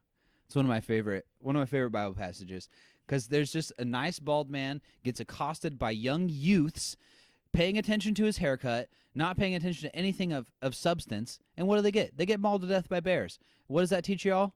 Don't mock bald people. That's one of those things I'd like to say is a metaphor. I think it's a metaphor for people making fun of things that they will deal with in their future, and the fact that you should look forward and know that you probably too will be bald in the future, and so thus making fun of bald people may rapidly bring on your own baldness. Let's talk about Mali. Okay, let's talk about Mali. Yeah, have you seen what's happening with Mali? Not really. I mean, France had troops in there for I think years fighting the Islamists in the north there, and then they had a coup recently, and the coup, I don't know what the hell is happening with this military regime, and I don't know why France is even willing to back like this military junta. Basically they kicked out the French troops and they started taking on Russian mercenaries who I assume were being paid, which I assume the French were not being paid. So it's a very weird situation in general. I assume, my guess, and I have no evidence to prove this, is that the Russian mercenaries are doing it for free in exchange for some interest in the Russian state. Like they're going to build whatever, a base there or a consulate or something like that. Like a permanent base. Perhaps. Or they're willing to do things that the French wouldn't. Yeah, but the whole issue here, and the reason there was the coup is because they were saying that the old government was unable to deal with the mercenaries. So yeah, maybe they are hoping that the Russians will just basically commit a genocide against northern villages and just maybe they've agreed to it because they're doing it in Ukraine right now. It seems like they don't have many scruples. Yeah, it's possible. I don't know. That's obviously my speculation. I had heard that they were having a coup, but I hadn't heard much outside of that. It's disturbing, and the fact that they kicked they kicked the French out means that I would say there's some funny business going on, especially since a paid mercenary group is going to one of the poorest countries in the world, and they're exchanging it free military help for a paid mercenary group right Yeah. after a coup. It's very strange. Smells bad. Yeah, it doesn't. I mean, it literally. No, yeah, I know. It doesn't sound. It also smells bad in that Mali situation, metaphorically speaking. The last one, Imran Khan.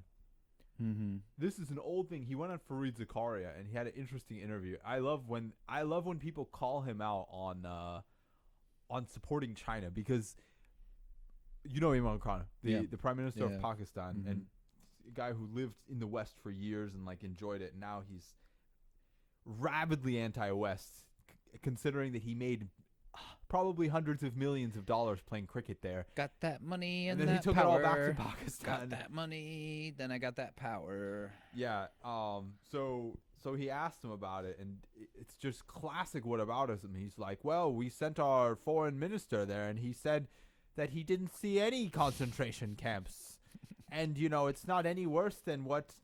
I forget who he did some whataboutism. He's like, "It's not any worse than what India is doing in the Kashmir right now."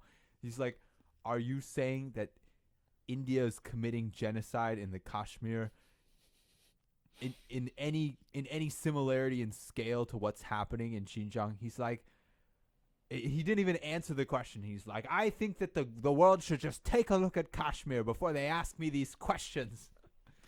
He's such a bitch. And now it looks like he's about to be pushed out because Pakistan is a country who, similar to Myanmar, they have a very poor set of institutions in terms of insulating the civilian government from military control. And I think the military is not super happy about how everything is going in Afghanistan, or how emboldened he is. Not emboldened, how he owes China. Let's just say that he's deeply indebted to China right now. I think the ISI is not happy about that. We've talked about this before. Is that the Pakistani people? It's hard to say, and it could just be like fringe Islamist groups. But there have been like attacks on Chinese nationals inside of Pakistan, which tends to lead me to believe that certain people aren't happy about the pseudo like Belt and Road kind of stuff. Certain group of people ain't too happy about what's going on there.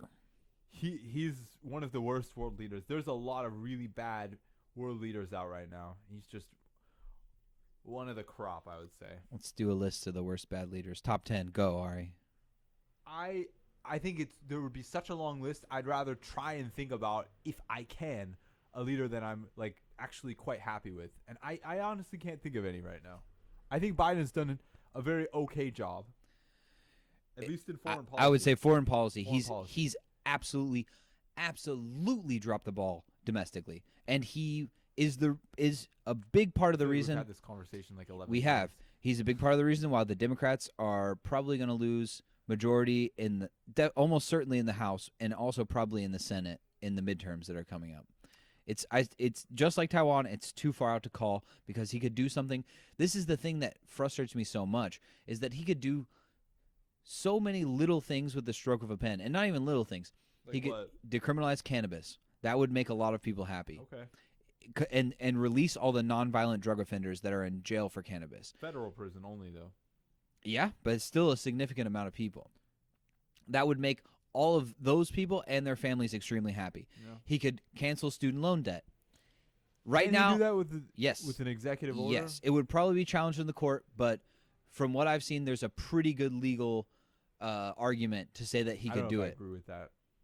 I'd rather have my sister indebted for the rest of her life, so I can always stick it to her. Debt slave. My arguments with my Stick sister my- are more important. Me pouring salt in the wound is more important than that having no student loan Honestly, debt. I'd rather force those people to pay that debt for the rest of our lives and get Medicare for all. If it's going to be a question. That's another thing. The issue is that he's ending basically the COVID pandemic, but Wait. I've He's also ending the COVID pandemic. well, basically he's saying like we were not going to have any more mask mandates. Oh, Everyone go back to work, but he's no longer defining it as a pandemic. Did you see the death numbers today, by the way? no, I didn't. I assume think- like 2,000 or something. I don't know what the hell is going on with the CDC, because I think every weekend they like stop collecting the numbers. They've basically said that they don't really need No, to they do. collect them anymore. They have the numbers, but like every Saturday and Sunday, the deaths drop.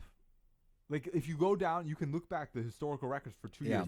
Every fucking weekend, you get like a tenth of the numbers. Like they stop reporting. Oh, people just don't go to the hospital. Maybe they don't go to the doctor. Anyway, well, these are death numbers, anyways. Morgues aren't yeah, open. they don't report the. Well, 2,000 deaths, by the way, today. Yeah. So they're like, "Oh, COVID's over. Yeah. A 9/11 again." Yeah, just another 9/11 every day, every fucking day. Yeah, for the record, 9/11 was like 3,400 people. Let's say a Pearl Harbor, like 2,400 people. Yeah. Basically in line with a Pearl Harbor. Yeah, every single fucking day. What I was gonna say COVID's about over though. yeah, it's over. It's not a big deal, Those folks. are deaths, not cases. It's not Those a are big deal. deaths. Not a big deal. Not a big deal. That many people dying. We're a very Christian nation that really cares about people's mortal souls, but not a big deal.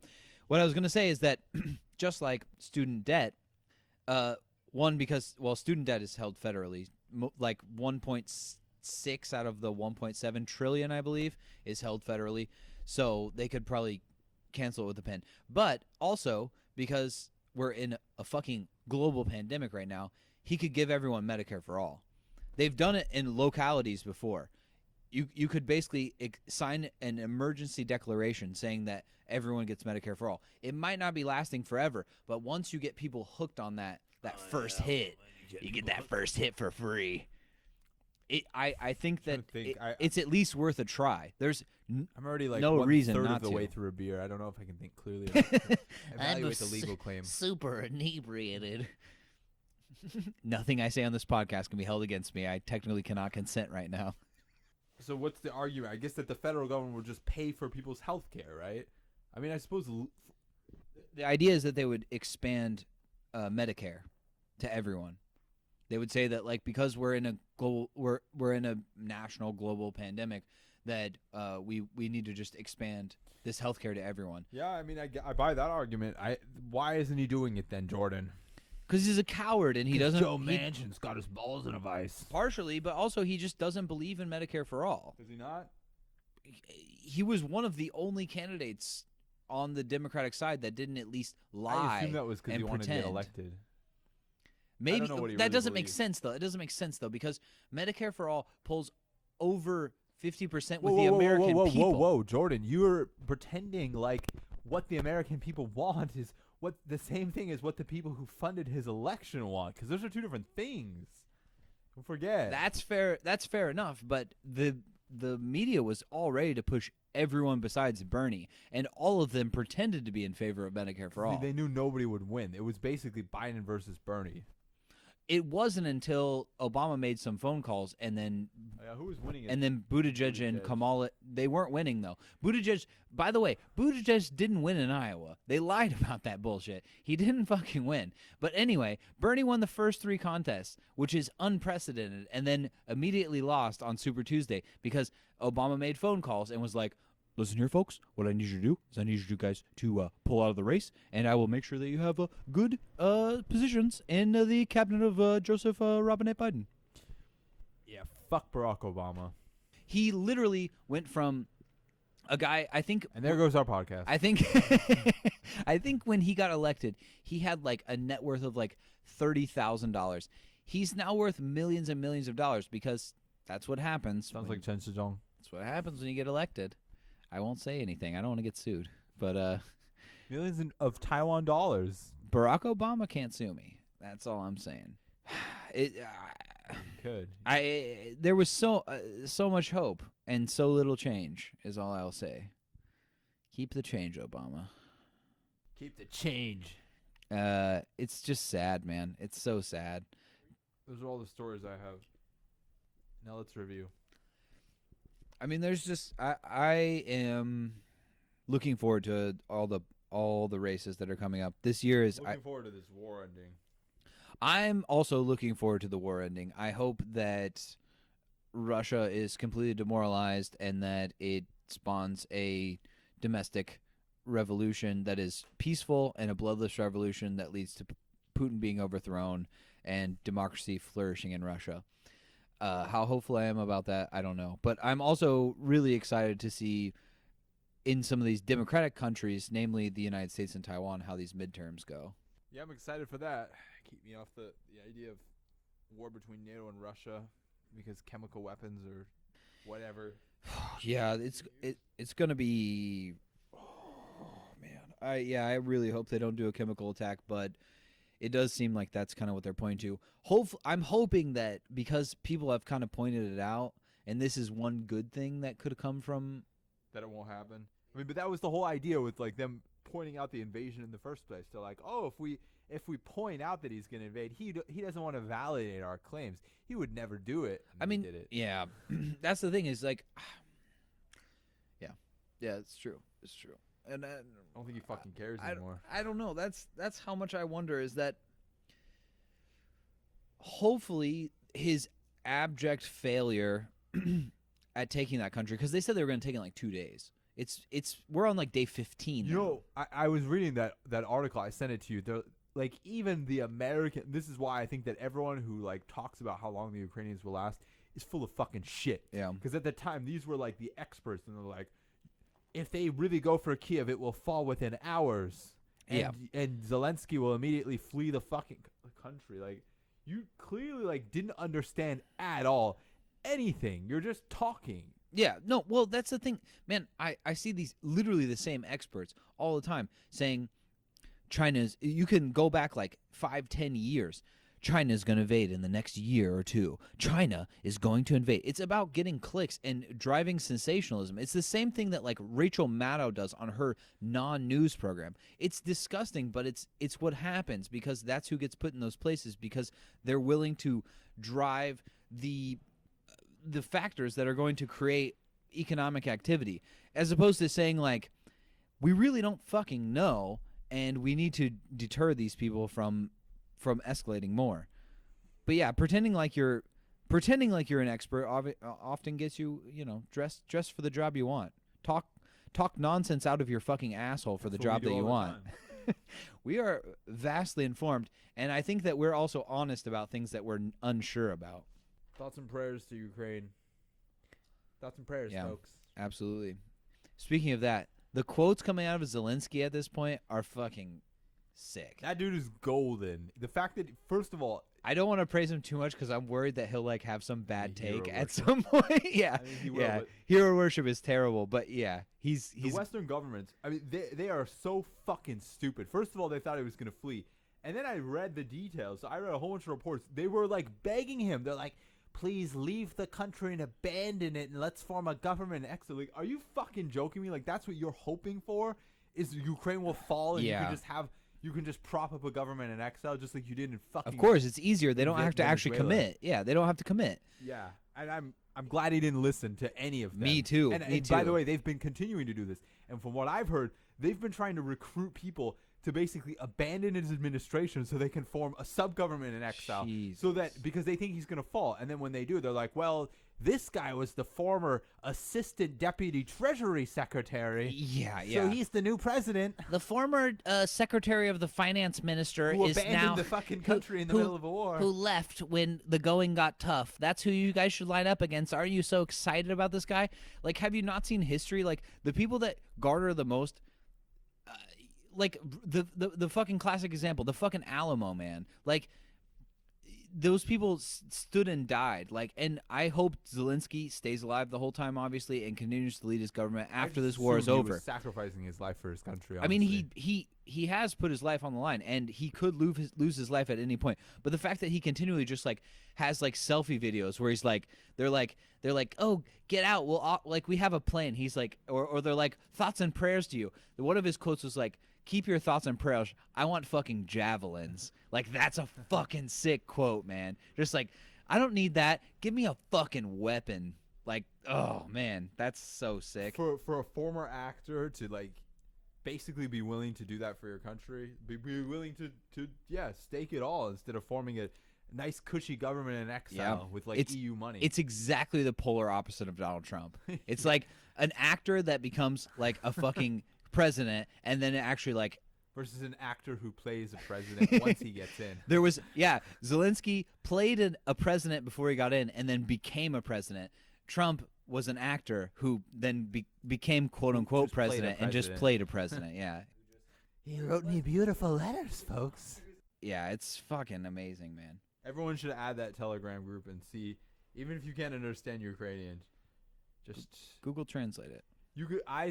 plug most of it in Google Translate, but a lot of the videos, I mean, they speak for themselves. Or the graphics. Like, if you can read basic Cyrillic, you can understand a lot of it. The Like first liquidated. I understood that. the first that's a quote. That's a quote. Liquidated. Yeah.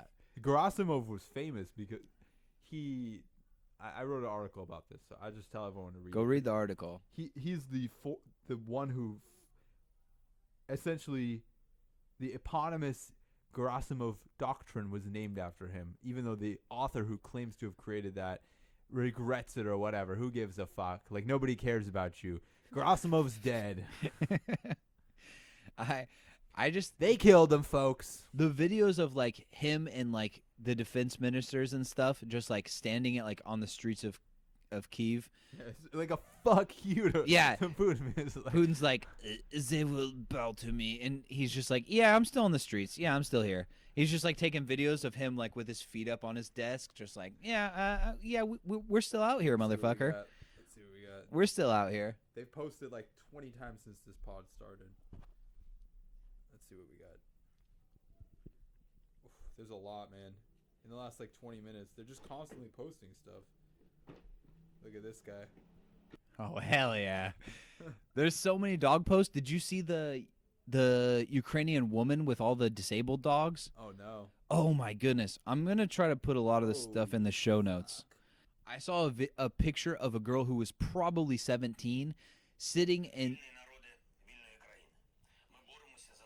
It's okay, keep going. I saw this girl basically who was in. She was probably like 17. She's sitting in the window of like an abandoned building with just like a pump action shotgun, just like lounging in the window. That's just the like dog lady? no, this is a different one. The Dog lady. no, well, she might be a dog lady, but it was like, oh my goodness, like that's so fucking powerful. Let's listen to what he has to say. This is the dog lady.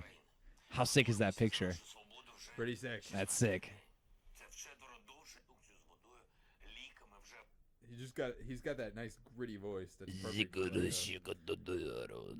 a president who's like, I'm gonna fight a guerrilla war until every fucking last invader's dead. There's a video here saying in Moscow that police are basically stopping people on the street and checking their phones to see if they're talking about the war, so they can send them to prison for 15 years. Oh my gosh. Anyway, we can end it, man, because now we're just like chit chatting. Isn't that what it's all about, bud? It's about chit chatting. Two buds just chatting it up. I feel like the way we talk on here, like, we can't say all the crazy raunchy stuff. Is this him? That we could say when we aren't on that we aren't being recorded. Well, Українці, українки, одним з головних завдань для нас сьогодні була організація гуманітарних коридорів Суми, Тростянець, Краснопілля, Ірпінь, Буча, Гостомель, Ізюм. За цей день вже вдалося. I just understood the part where he said Ukraini. Good night, folks. I want to find this picture of this woman with this Look at gun. this. Look, they captured this fucking thing. This beast. Oh my god. Man, the amount of stuff that they've like captured with just a bunch of farmers and like tractors is crazy. They're like just taking selfies in front of their captured tanks. I love it, man. If I was like 10 years younger, I'd probably go. Maybe that's a stupid, dangerous thing to say, but Look at this. This is the photo. How sick is that? it's scary, man. It's scary. It's scary, but it's also like yeah, it's heartbreaking in the fact that like that should never have to happen. But it's also inspiring, man. Like that like such young people are just like willing to be like, "No, fuck you. Like fuck you. You're a dictator. You invaded my country. I'm going to sit on my fucking stoop with a shotgun, and if you come over here, I'll kill you or die trying." And what I hope is that Taiwan takes that attitude, like, sooner or later, and starts getting serious instead of having a military where basically most of the people go through compulsory service and never fire a gun during their 4 months. The thankful thing is that it seems like this crisis, as horrible and heartbreaking, and as much as I wish it never happened, and I wish there was no war, and I wish we lived in constant peace, is that I think that it has spurred people. I mean, Germany is increasing its military budget to 2% of its GDP. Where's Taiwan? Taiwan is also increasing the training that's required for like even National Guard. So what? How long do people? I mean, they're not. What I'm saying is they need to raise. Number one, raise the compulsory service, and number two, I think they need to have a domestic arms industry and fucking flood the country with guns to basically prove to China that if they ever did try to take over the country, oh my gosh, it would be the bloodiest insurgency in human history. Because like they have the time to prep right now, and they're just like, oh, what I've heard make them more chips. What I've heard them talking about is the fact that they're going to create some sort of like citizen militias. Yeah, I suggested that on my article, which everyone should read. So hopefully they do that, and I agree they should start like local arms manufacturers. I don't think that they should legalize weapons, though. I'm not saying they should, but at the fact they need to have them available. They need, first of all, they need to to renovate all those old bomb shelters that they've basically just let fall into disrepair since they've just assumed that China is not a threat, even though they're more of a threat than they ever have been. They need to renovate all the bomb shelters, and they basically need to have them stockpiled with a shitload of, garrisons of firearms, basically, in case there is an invasion, and have them all like under lock and key. And if the lock is open, the army will basically come immediately. The idea that like you don't take it out unless there's a war, but they need to be ready, and they're not. I agree. I agree with that, and I think they should also do things. They should also do things like hi Kata. They should. Poppy's stoked. They should also do things like allow for. He's like, I'm going down. Because they do allow for you to shoot guns in Taiwan. You can go. Yeah, I've shot a gun. You can shoot like skeet in Taiwan, I've which done that I before. haven't done, which I would like to do. Expensive. That's what I've heard. That's why I would rather just like It's do it. $500 for like 10 shots or something like that. Damn, that's expensive. Because I used to buy a box of like 12 gauge shells for like $10 in the U.S. So how many shells? A box of shells is usually like 20 shots. Yeah, so it's about double the. I guess quadruple like- the price, but they're also imported. That's what I'm saying is I agree with you. They should create like a domestic ammo, because I've heard that for the military as well is part of the reason why they don't allow troops to do very much actual target practice is because of the cost of bullets. Yeah, that's fucking sad, honestly. It is. No, it's depressing. And you cannot train an army without training them how to use the weapons that you're going to expect them to be using. Yeah, live fire training is incredibly important. It's incredibly important. Look at him. Look at his one arm just suspended in the air here. Go, Poppy. Poppy, say. Oh, you're referring to your favorite graffiti artist, Dwayne. My favorite. All right. You got anything else to say? Nope. All right. We won't be so long with the next pod, but Read more articles. you guys definitely go read more articles. I think that one of the best ways to just improve your I wonder how many of his mouth noises are going to be in this. It's a good way to improve your reading skills, even if you think they're good, and it's also a very good way to learn about stuff very quickly. Those articles that we have, it's fire stuff. The staff writers and Ari and I have been working very hard, so we would really appreciate it if you go check them out. And then, of course, like once you read them, also share them. Like them helps us a lot on social media, and then share them will help us. Also, if you're on Google News, subscribe to Free China Post. Yes. We would appreciate that as well. So do that, and then like we said at the beginning of the pod, please also go subscribe to the Patreon. We'll send you goodies, and it also helps us a ton because like I said, we're in a little bit of a quagmire with an issue that we can't talk about, but it's resulted in us losing the small amount of funding that we already had. It's a decent source of revenue.